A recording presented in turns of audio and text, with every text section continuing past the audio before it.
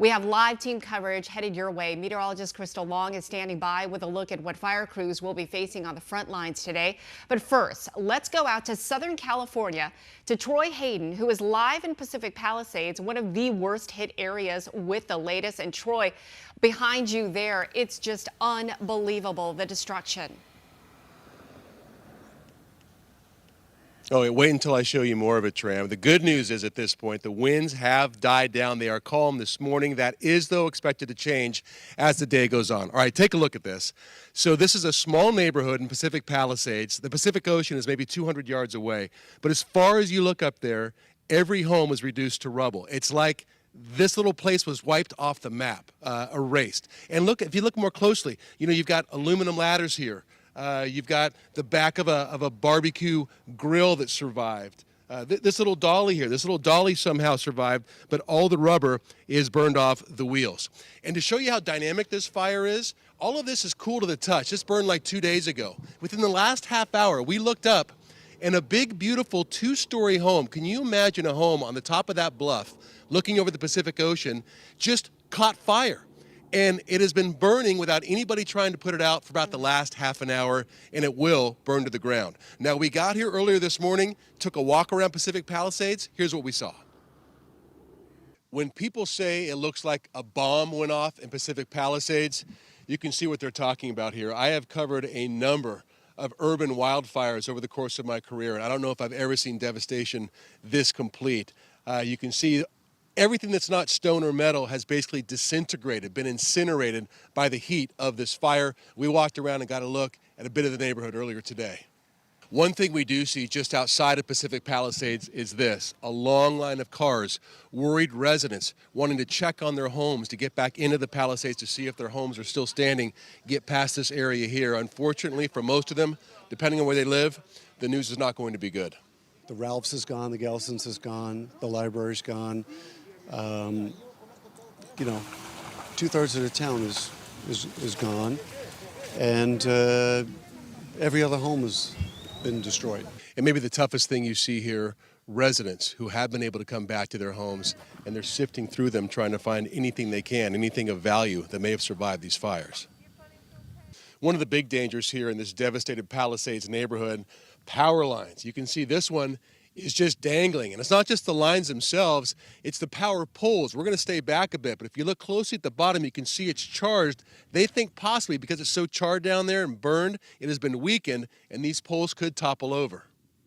One of the things we heard a lot was there was a lack of water pressure up in this area when the fire was raging. And you can see this looks to be a water softener that's still leaking water. And you have to imagine dozens, maybe hundreds of leaks like this all throughout this neighborhood contributing to that low water pressure. And you can really see the heat of the fire that came through here. Believe it or not, this is a Tesla, or was a Tesla. Anything that's not metal has just been vaporized. Even the rubber on the tires completely gone. All the cloth on the seats. So this fire moved here with ferocity. So again, you see a lot of this in Pacific Palisades. Even though most residents are not allowed back in, people just kind of walking, kind of dazed looking through their homes, trying to find anything they can that may have survived the fire. Again, the good news at this point is we look right across here at a charred American flag that somehow was not burned. It is blackened, but it is still there, Tram. And it's barely flapping in the wind right now, but everybody is on the edge of their seat. The images you had at the top of the show, top of the newscast, they're burning up here to the north. And so we're going to head in that direction right after this newscast and try to see the firefight up close. But I'm telling you, Tram, I've been to a lot of big fires, San Diego County wildfires. I was in Oakland Hills back in 1991. I've never seen so many homes and neighborhoods basically just flattened. Yeah, you can see why this looks like it could be the most destructive in U.S. history. Troy, I know you've been doing this for a very long time. You left early this morning to head into the area, into Southern California. When you were flying in, what was that like to see from just an aerial point of view? I mean, I'm sure it looked like a war zone just hit the entire area for miles. Right. Yeah. I mean, as you're flying in and dropping into LA, coming in from the desert, right, coming in from the east, you could see the Palisades fire, first of all, much larger than the rest, and that smoke heading out towards the ocean, towards the west. Those are those Santa Ana winds we told you about over and over. That's what makes them so dangerous. And then right next to the Burbank airport is the other big fire where they believe 5 people were killed. You know, unfortunately, and the Phoenix teams coming in here are going to be doing some of this search and rescue, trying to find victims who may still be trapped in these homes. They think that death toll is going to rise. So, again, if you look over here, Tram, you can see this is the Pacific Ocean right here.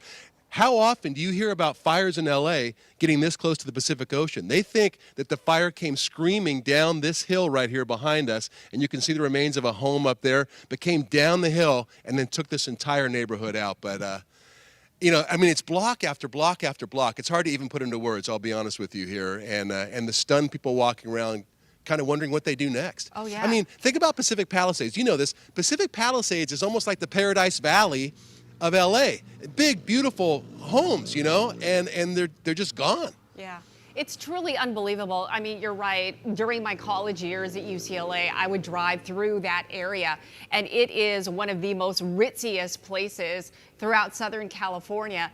And to see something like this, I mean, you hear so many stories of heartbreak. I mean, people who have raised their kids, have lived 60 years in their homes, all to be gone. A lot of them, it still hasn't even hit them yet, that they've lost everything, the memories, the pictures, everything that's gone. And I'm sure you've talked to a lot of people and you're hearing the same, you know, the news that they are just stunned. Well, we're trying to be respectful as well. I mean, the couple that I showed you in Palisades earlier in our taped piece, they didn't want to go on camera, but the husband told us a story, said they're looking for his box of mementos that he's had since a child, his one box that he didn't get to take out in time. They had to get out before the evacuation even started. The wife was on a hike and saw the flames reaching their home, called her husband and said, get out, and they got out. And the only thing he found in his box of mementos was a Coke bottle that he saved as a kid, and it was melted down into almost like a ball. That's all that was left. And he goes, well, at least I have this. You know, they're just stunned. Think about it. Think about it. You know, you're a big memory person. Yeah. Think about if all that stuff was just suddenly gone. I know, and it happened so fast, and people just did not have time to react fast enough. All right, Troy, just so many stories of hurt and pain. I know we're going to check in with you in the next half hour as well. Please be safe out there. Thank you, Trent. Well, one good sign today, as you just saw, those winds, they seem to be dying down just a little bit, hopefully giving crews a big break. Meteorologist Crystal Long joins us. And Crystal, what's their forecast in Southern California and for us back here, because we've got some wildfires of our own? Well, those winds are only taking a quick timeout, Tram. We've got 30 hours ahead under wind alerts that have been slapped down once again over California and red flag warnings. This is going to continue to cling on through at least Friday evening. We're talking about ferocious winds getting whipped up once again, 65 to 75 miles an hour, and it remains bone dry. Sliding over to State 48, you could see part of this wind advisory is hanging out in western Arizona. Gusts here will be jumping up between 45 and 55 miles an hour today. And then we've got the cold that's crashing in. Once again, we're headed into a night with a freeze warning that has been activated. Winds are speeding up in the 20s and 30s, as you can see right now across our state. Here in the valley, not quite as strong as it was yesterday, but we could see a flare up of those winds 15 to 25 miles an hour this afternoon and evening. Here's the other part of the forecast that really hurts in the firefight. This is the projection for rain and snow over the next week. Nothing for California, as you could see here, where those fires are ongoing. Here in Arizona, where you see a little dab of some snow, is what we're getting right now. So that's a front-loaded chance for some rain and snow. We're seeing this little burst of shower activity right around Rim Country, stretching up towards Flagstaff. But once this is all done this afternoon and evening, we're going to be back to bone dry.